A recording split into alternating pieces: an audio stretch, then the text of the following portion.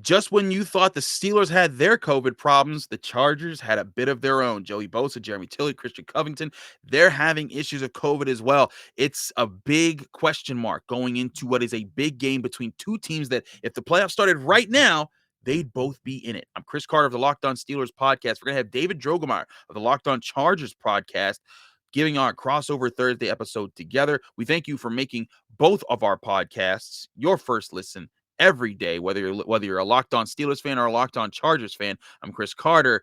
Let's get into it. You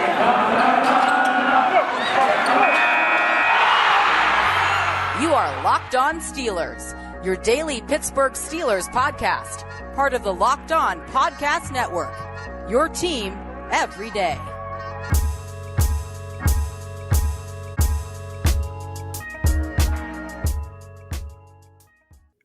And welcome to Crossover Thursday here on the Locked On Podcast Network. I'm Chris Carter. He's David Drogemeyer. It's Locked On Steelers, Locked On Chargers, meeting up for another epic Thursday, getting you ready for what, week 11 is it already? Jeez, the NFL is moving fast. David, how you doing, my man? I'm doing really well. I'm really excited to get here and talk about this game. I mean, we were talking before we started recording. Whenever the Chargers and the Steelers get together and play a game, it's always, number one, very physical, but it's always just a crazy game. You do not know what is going to happen. And obviously, there's some added elements to this specific matchup, but I know it's going to be a really, really good football game on Sunday Night Football. It absolutely is. You know, it's going to be exciting. Both teams have a lot of promise to them. You know, the Chargers have a young quarterback. They have, the Steelers, they've got their defense, even though they're banged up. But let's talk about the big topic going into this game before we start asking each other questions. And right now, it's just, David, I mean, both teams are getting just bad news after bad news when it comes to COVID-19. Last week, the Steelers lost Ben Roethlisberger the night before their game against the Lions when they tied them. And that was a tough adjustment for them. And then Monday morning, they find out Minka Fitzpatrick, their first team All-Pro safety for the last 2 years, he has COVID, or he's on the COVID list. And they're unsure. Mike Tomlin said he's not sure if he'll be able to recover in time to get back for this game. And then on the Chargers side, Tiller, Christian Covington, and Joey Bosa are all on the list. This is a disaster for both teams right now. Yeah, it's absolutely terrible. And I mean, obviously in the NFL, it's always next man up, right? I mean, it sucks when you have guys of this caliber that are going to be missing. And it's Jerry Tillery is the one that's tested positive for COVID. He is vaccinated, so there is a possibility that he could still get to this game on Sunday night. Joey Bosa was considered a contact trace or a close contact. He's going to be out, and he also has an opportunity to play. He's tested negative so far, and the earliest that he can be activated is Saturday. Joey Bosa is a veteran. He's been in the league now for a few years. So if he does get cleared on Saturday, I do expect him to play no matter if he does miss practice or not. But either way, I mean, missing valuable practice time when you're in the middle of a playoff push, both of these teams are, there's never a good time to get hit with these type of issues, but especially not right now. No, especially not right now. And like you said, this is playoff hunt time. This is week 11. Teams are starting to separate, but really in the AFC, teams aren't separating themselves. They're all kind of just huddling around each other. You look at the AFC conference right now. Your playoff teams right now, if the playoffs were to start this very moment, Titans at the 1 seed at 8-2, but then you got 2 6-3 teams with Buffalo and the Ravens at the 2 and 3 seeds. Then the Chiefs at 6-4 at the 4 seed. The Steelers as the first wild card team at the 5 seed at 5-3-1. The Patriots at 6-4. The Chargers at 5-4. Now, granted, some of these are just because tiebreakers and then random, and like some people have played more games than others. But then right after the 5-4 Chargers, the 5-4 Raiders, the 5-4 Bengals, the 5-5 Colts, the 5-5 Browns, the 5-5 Broncos. That's 12 teams that are within reach of, they could all be in the playoff hunt by next week. It's insane right now what's going on in the AFC. So, we're all talking about like, oh yeah, they've got more time to cooperate. All these games count right now. All these games are very important, especially when you're playing a conference opponent that's going to, when you're starting to stack up wins, like, both the Chargers and the Steelers, they're not leading the divisions right now. And when it comes down to who makes the playoffs, it could come down to, did you beat this team back in November when you played them? And that might get you the tiebreaker to either get you a little bit higher up in seeding, so you're playing maybe the Ravens or the Chiefs instead of the Bills or the Titans, or maybe it saves you from getting bumped out the playoffs altogether. But these games are important, and COVID and injuries both playing a substantial role in these games. Yeah, no question about it. I think first and foremost, you want to take care of your in-division matchups. I mean, because I've always said that those games are worth two, but then you go to the conference matchups. So this game is very, very important, like you said, in the seeding of where these two teams could be at the end of the year. And I mean, the Steelers dealing with some major, major injuries with T.J. Watt potentially not playing in this game. That's definitely someone I am curious about. He's an all-world player. That guy is incredible to watch. I mean, anything you ask him to do, he is capable of doing. And for the Chargers, after starting hot and really, getting off to a great start, they've kind of come back down to earth a little bit. And it's been tough to watch. And whenever you have injuries, especially on the defensive line with a unit that is giving up pretty much the most rushing yards in the league, you don't need injuries to that unit. It's just anywhere else, please, pick something else to ravage, not the defensive line, because they're already not playing well, and then you're taking your starters out. I mean, that's going to be an ugly movie with some backups. But like I said before, next man up.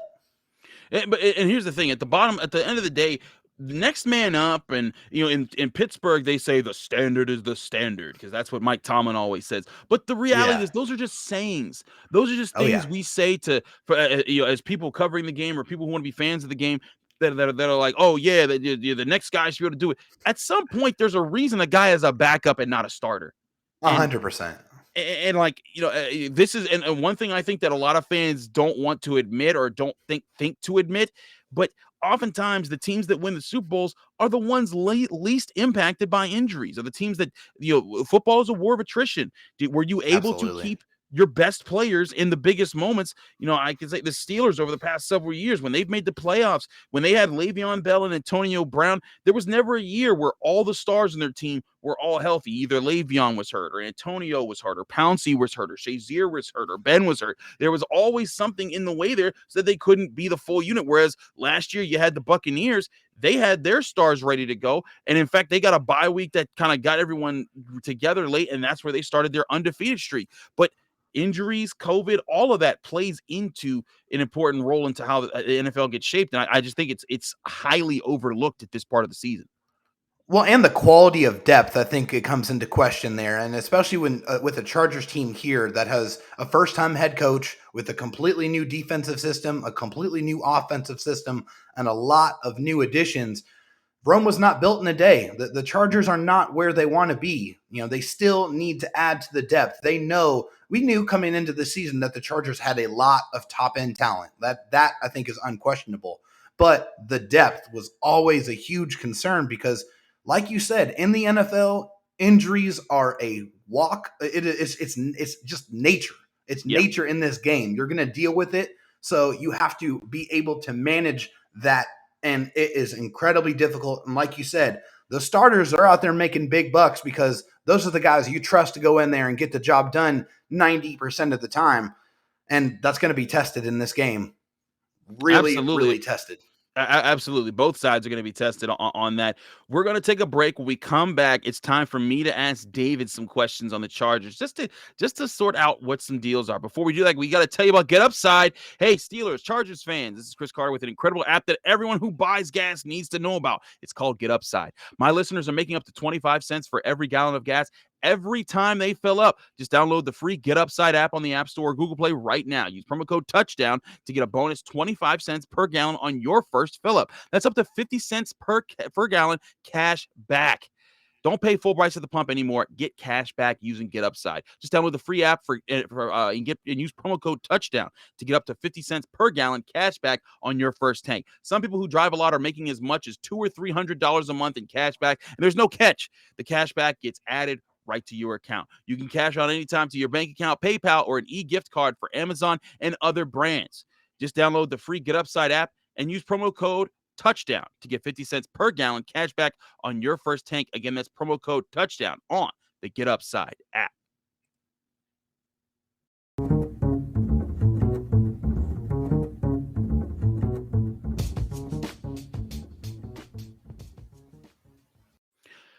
Keeping it rolling here on Crossover Thursday. Locked On Steelers meets Locked On Chargers. I'm Chris Carter. He's David Jogemeyer. We are breaking it down for you. We thank you for making both Locked On Steelers and Locked On Chargers your first listen of the day every day. You can find both of our podcasts free and available on all platforms, whether it's Apple, Spotify, Google Podcasts, Odyssey, and of course, YouTube. You find this video on YouTube, either side, hit the like button, hit the subscribe button, get the channel to your favorite team. You got to get it. It's so amazing. Now, I'm going to ask David some questions. Now, David, you talked about that hot start.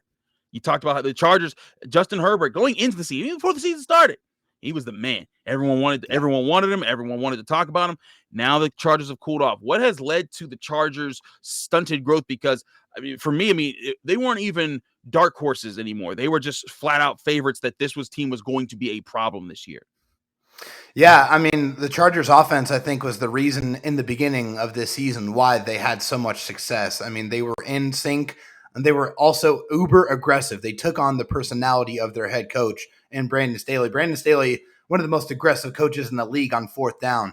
And I think that's been a major difference this year in the Chargers' performances in those one-score games. And they're not getting in any less of them. They're still in a lot of one-score games, but they're coming out on top of more of those one-score games because they're taking those chances and they're not trying to give the ball back to the opposing team and let them score like they did against the Kansas City Chiefs last year in the first game in overtime where they punted the ball back to the Chiefs. And, of course, what do? They go down the field and they score and they win the game.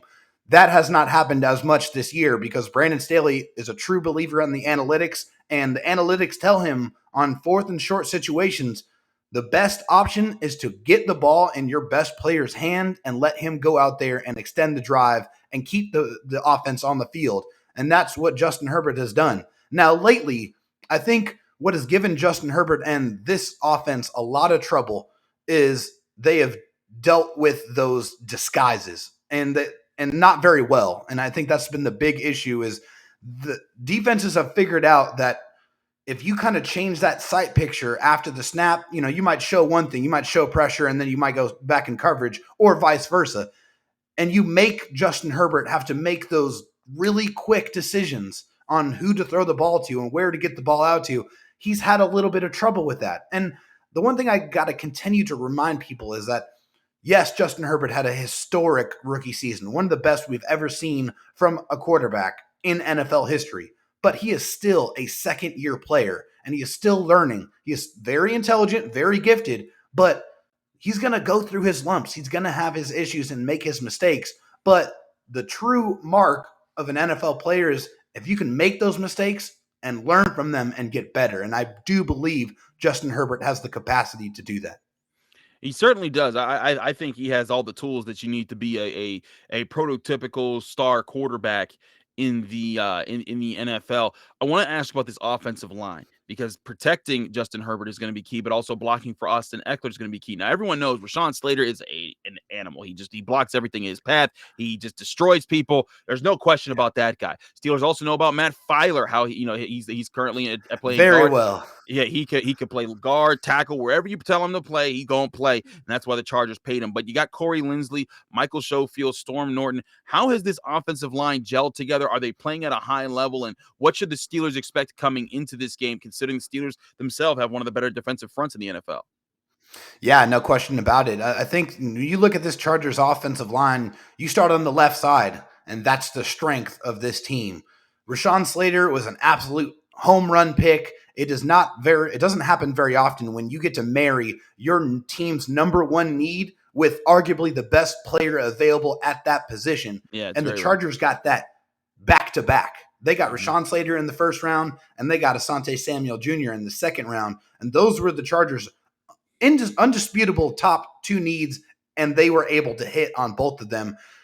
Rashawn Slater is an animal. I mean, it doesn't matter what you ask him to do. If you want him to erase the number one pass rusher on the other side, he can do that. If you want him to maul people in the running game, he can do that. Matt Filer, incredible run blocker. This guy is nasty. You know that. He brings that lunch pail attitude. He wants to run you over. He wants to dominate you. And that's kind of been missing from the Chargers offensive line. I think a guy who can bring that nastiness and just bring that physicality that you really need to play the offensive line at a high level. That is what Matt Filer does. And Corey Linsley, I think, one of the biggest underrated signings of the offseason. They made him one of the highest paid centers in the league because he's one of the best centers in the league. He got to work with Aaron Rodgers for many, many years in Green Bay. And I think it helps because it takes some of that pressure off of Justin Herbert, takes some of those protection calls away, allows him to kind of command that and let Justin kind of, look at the defense and decide what the best play is. Now, we go to the right side of the offensive line, and that's where the weaknesses start to come into play. Michael Schofield is a decent guard in this league. He's nothing more than that. He's never going to be a guy who's going to shine or, have an overwhelmingly great performance. He's going to get his job done. He's a quality NFL veteran. That's what you're going to get from him. Now, the right tackle position, that's where the biggest opportunities for the Steelers will come in as far as getting pressure after the quarterback. Storm Norton is very up and down. He's an XFL player, a former undrafted player. He's played a lot better recently, but he has his moments. He has a little bit of a difficult time dealing with speed rushers, and they really need to put a good quality plan together to help him out and chip and use the tight ends, use the running backs on his side, because he wasn't the starter going into the season. It was Brian Bulaga, but Brian Bulaga has dealt with injuries pretty much since the Chargers brought him in. So Storm Norton has had to step in, and it's kind of been Jekyll and Hyde as far as who's going to show up and what version you're going to get on Sundays. That's the Jekyll and Hyde. The Steelers fans can relate to that because they've had some of that on their defensive line. But I wanted to ask you about the secondary, because you mentioned in the first segment the Chargers have arguably the worst rushing defense in the NFL. Tillery's gone. Bosa's Tillery could be back. Bosa, him. There's questions on that defensive line as far as availability. But that secondary has some very interesting names. We all know Derwin James, one of the star safety who just needs to stay healthy so that he can show everyone the kind of playmaker he is. Nasir Adderley, another really athletic safety who's filling. Asante Samuel Jr., a guy that a lot of Steelers fans were talking about getting in this past draft and that they were excited to see. But now you got all these guys playing together. How is this pass defense coming together right now? Are they an extremely reliable unit? Or are they still kind of figuring out how to play together? Well, I mean, they've dealt with some injuries too to the cornerback position. I mean, Michael Davis is your number one corner, and he's been out several games this season. He's the guy who has that prototypical size and speed that you'd love to get in a corner. He's 6'2", 6'3", runs a 4.3 40. I mean, he can run with pretty much anyone on the football field. But the best ability is availability, and if you're not on the football field, then you can't help the team. And they've had to get contributions from Tavon Campbell, who got absolutely torched against the Vikings. Was not a pretty sight. So thank God Michael Davis is working himself back into practice this week, because the Chargers desperately need him. The pass defense is a lot better than the run defense. They're closer to, I think, 10 or 11. They're giving up around 220 passing yards per game. They're also very, very good on third and long situations. Obviously, the Vikings game withstanding, they did not perform very well in that game. But throughout the season, if the Chargers defense is able to get their opponent in third and long situations, a lot of the times they're able to capitalize those situations and get off the football field. The problem is teams have been running it down their throat and keep staying on the field, and that's been a huge problem, because when they're running the ball effectively, they're staying ahead of the sticks, staying in those short down and distance situations. And as you know, it's a lot more difficult to get off the field on a 3rd and 3 than a 3rd and 8, because your pass rushers just can't get started. They can't get after the quarterback because you have to really game plan for the run and the pass in those situations. But they're a lot more talented. They just need to get healthy and stay healthy. If they're on the field, they are very good quality secondary for the Chargers. They certainly look like it on tape and on paper. So I'm intrigued to see how they do the rest of the way. We're going to have David ask me some questions in the next segment here on Crossover Thursday. But first, I got to tell you all about BetOnline. BetOnline is back and better than ever. They have got a new web interface for the start of basketball season with more props, odds, and lines than ever before. BetOnline remains your number one spot for all the basketball and football action this season. Just head to their new updated desktop or mobile website to sign up today, and you'll receive a 50% welcome bonus on your first deposit. Just use the promo code Locked On. That's LOCKEDON, Locked On, all capital letters, all one word, and you'll receive your 50% welcome bonus. From basketball to football to NHL to boxing and UFC, right down to your favorite Vegas casino games. Don't wait to take advantage of all the action and all the amazing offers at BetOnline in the 2021 season, because BetOnline is the fastest and easiest way to bet on all your favorite sports at BetOnline, where the game starts.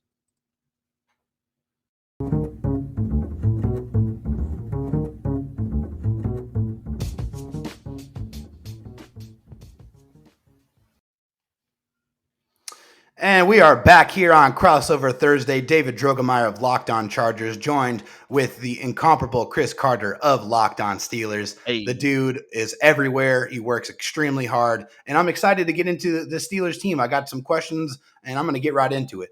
First question for me here is, wide receiver Diontae Johnson is getting a boatload of targets, 82 targets to be specific, which is 26 more targets than any other player on the Steelers offense. Why do you think he is such an inviting option to those Steelers quarterbacks?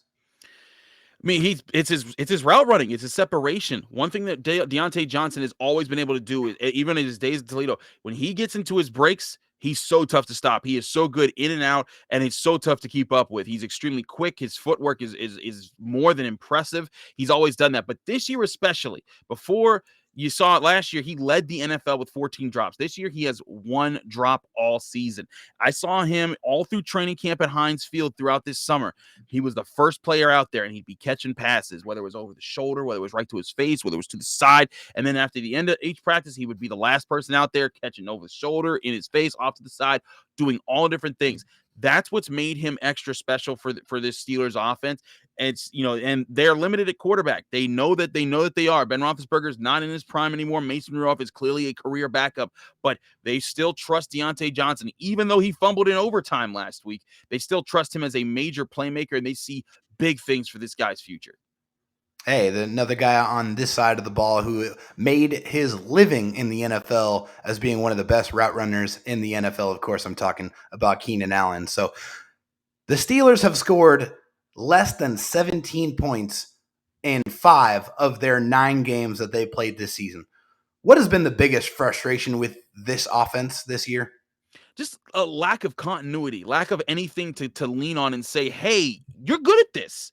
And that's what you've had for the Steelers offense since like 2010. Whether it was, hey, Le'Veon Bell's in and you got one of the best offensive lines in football, push him over. Or you had Antonio Brown and Ben Roethlisberger. Just throw it up. He's going to get it somehow, some way. They've always had something. Even last year without Bell or Brown, you saw early in the season, Ben Roethlisberger was able to hit Juju, was able to hit Claypool, was able to hit Johnson. They every week they had a new leading receiver, and it was that continuity. But that fizzled out through last season, and Ben has not been able to recapture the chemistry that he had back then, just with the way that he was processing the field. That's been the biggest frustration. Now, granted, there's a lot of new pieces here. Most of the Steelers' offensive line is gone. Marquise Pouncey retired. David DeCastro virtually retired. Alejandro Villanueva went to the Ravens, should have retired. There's a lot of questions there too. But this is a whole new offensive line. Chakuma Okorafor and Zach Banner are the only holdovers, but Zach Banner hasn't even started this year. He's coming back from a really rough injury. Chakuma Okorafor, a fourth-year offensive tackle who's had some really good showings. He's shut down the likes of J.J. Watt and Von Miller and other big names. But he's also had some games where he's been rocky. But then you have Trey Turner, former Charger, coming in, and he's filled in more of as a leader, though he hasn't been one of the more consistent guys. Kendra Green, third-round draft pick rookie at center.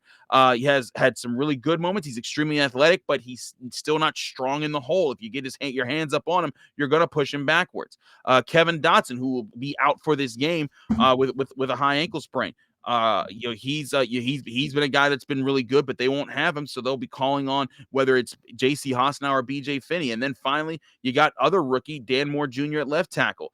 That's a lot of question marks on the offensive line, and that's led to inconsistencies. But the Steelers do love Naji Harris. They do love Pat Freiermuth. I think their biggest problems is that when they struggle, it's because they're not leaning on those two guys. They drafted them high for a reason. Use them more. That's the key to their that's the key to their success on offense. You saw that a couple of weeks ago when they were able to get a W against the Bears and the Browns.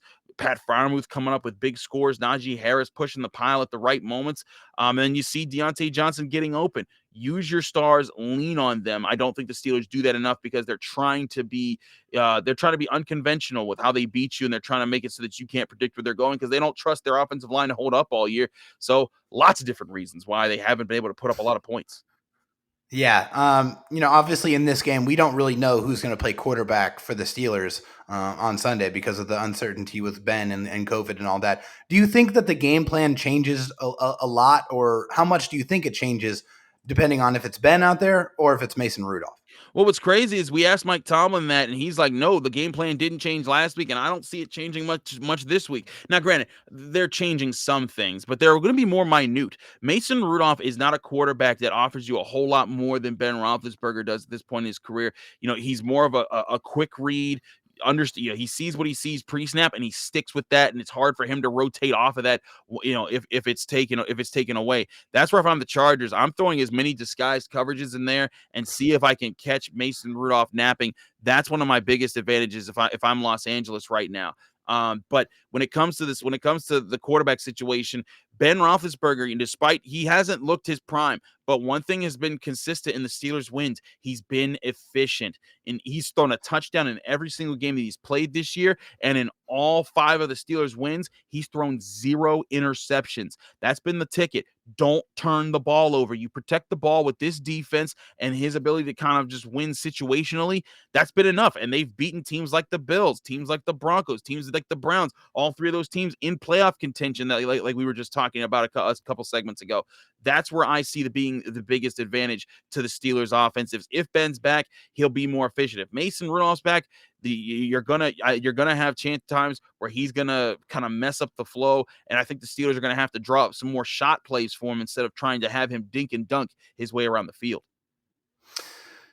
One guy you talked about earlier is the really, really talented rookie Naji Harris. I mean, and he's been, a big focal point. You said you want to get him more involved. I mean, this guy has been involved a lot. 176 carries, 646 yards, 3.7 yard per carry average, but 4 touchdowns, and also 44 receptions on 52 targets, 317 receiving yards, and 2 touchdowns there. That's 963 all-purpose yards. So he is definitely contributing. What has kind of been your assessment of the rookie so far this season?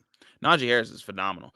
People look at his yards per carry and they're like, oh man, he's not doing anything. Like, man, if you saw what the Steelers offensive line was going through, especially at the start of this year, you'd understand. Yeah. Kendra Green's more of a mobile guy, and he's a converted guard to center. He's not even a traditional center from his college days. The offensive line has struggled, but even with them struggling, he's out here making ridiculous plays. He's also a commanding receiver. You get the ball in his area, he's going to make a play with the ball in his hands. He leads all rookies in total yards from scrimmage, and there's a reason for that. And he can take that volume because he's built for it. So part of it is this is an offense that's reestablishing its identity on the offensive line. This is an offense that's trying to figure out who they should even be this year. So yeah, he doesn't have a high yards per carry average, but he's one of the best forced missed tackle creators in the NFL per PFF. I believe right now he has the 4th most forced missed tackles in the NFL. And it's just, he does it at all levels. He'll run you over. He'll stiff arm you. He'll juke you out your socks. He'll spin you out your socks. It's what he does. But he's a phenomenal player, and he's a heck of a personality too. If you ever get a chance to talk to Naji Harris, yeah, he just beams with just brightness and hilarity and just genuine. He's really cool. If you ever see me talking to him on Twitter, on my Twitter handle at Carter Critiques, you'll see sometimes we had a couple interactions where he'll just let you know wow, I didn't know that, and he'll take a step back for a second. So Najee Harris, everything the Steelers could have asked for and more. They just need a quarterback that's going to stretch the middle part of the field a little bit better, and maybe the offensive line to come together soon. Yeah, I mean, I'm going to get you out of here on this one here. Right now, it looks like TJ Watt and Minka Fitzpatrick could very well miss this game on Sunday night. So what defenders do you think will be able to step up if those guys can't go? Well, first and foremost, I look at one thing. I think TJ Watt, do not sleep on the idea that he might play in this game, because Mike Tom, whenever he says, "Oh, I'm leaving the light on for TJ Watt," that means they feel good about him, because and TJ Watt was out before practice started, doing some light drills, looked comfortable doing those light drills. And Mike Tomlin made it clear, because at the beginning of the season, TJ Watt wasn't having a hold out, was more of having a hold in. He wasn't playing, he wasn't practicing or playing in the preseason until he signed his major contract, but he was around the team 24/7. It was a very peculiar situation.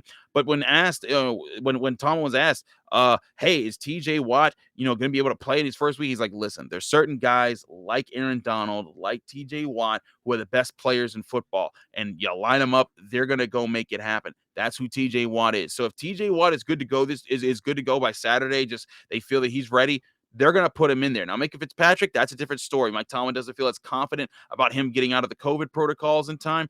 They're going to be asking upon several different players to fill his role, whether it's 7th-round rookie Trey Norwood out of Oklahoma State, who they've really liked. He's been very disciplined in his play this year, but they're going to give him some help. They're going to have Miles Killebrew fill in a little bit. They're going to have Cameron Sutton drop back from cornerback to help at the safety position a little bit. There's going to be a team effort there to kind of make up for what Minka Fitzpatrick has done for this defense, more than just being a playmaker, but being the guy that keeps the lid on the defense, so that offenses can't just take the top off. Well, I mean, one thing is very, very clear. This game is going to be physical. It's going to be fun to watch. And I am personally waiting to see what craziness is going to come out, because it always happens. But that's going to wrap things up for this crossover Thursday episode. Make sure and go follow my guy, Chris Carter, on Twitter at Carter Critiques. You can find me on Twitter at DroTalkSD. And you can find our podcast wherever you get your podcasts. We're always everywhere. We are free. Anywhere you can find us. We're on Odyssey. We're on Apple Music. We're on Google Play. We are everywhere. So please check us out for more on the Steelers and the Chargers. Go find our podcast. We are there. Check it out, and we will catch you next time. Take it easy.